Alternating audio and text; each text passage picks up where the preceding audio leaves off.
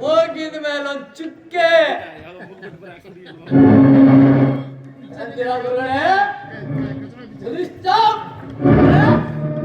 ಹೋಗಿದ ಮೇಲೆ ಒಂದು ಚುಕ್ಕೆ ಅದೆಲ್ಲ ಗುರುಗಳೇ ಈ ದಟ್ಟವಾದ ಕಾಡಿನಲ್ಲೇ ಯಾರಾದರೂ ನನ್ನನ್ನು ಕಳ್ಳ ಎಲ್ಲ ಎಂದು ಕರೆದರೆ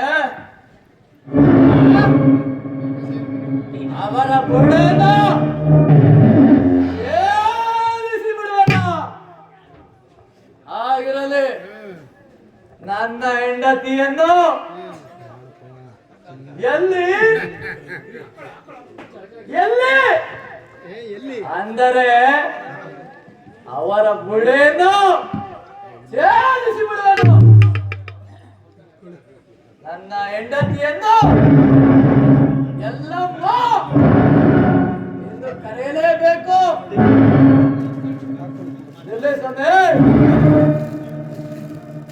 ನಾನು ಎಲ್ಲಿಂದ ಕಳ್ತನ ಮಾಡ್ಕೊಂಡ್ ಬಂದಿದ್ದೀನಿ ಗೊತ್ತಾ ಸ್ವಾಮಿ?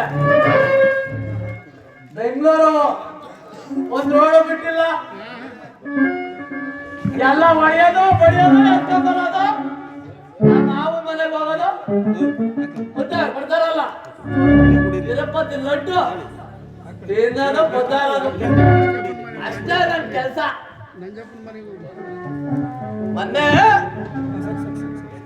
ನೋಡಿ ಇಲ್ಲಿ ಕೂತವನಲ್ಲ ತಾತ, ನಮ್ಮ ಮನೆಗೆ ಹೋದೆ. ಏನ್ಕೆ ಕಳ್ತನ ಮಾಡಕ್ಕೆ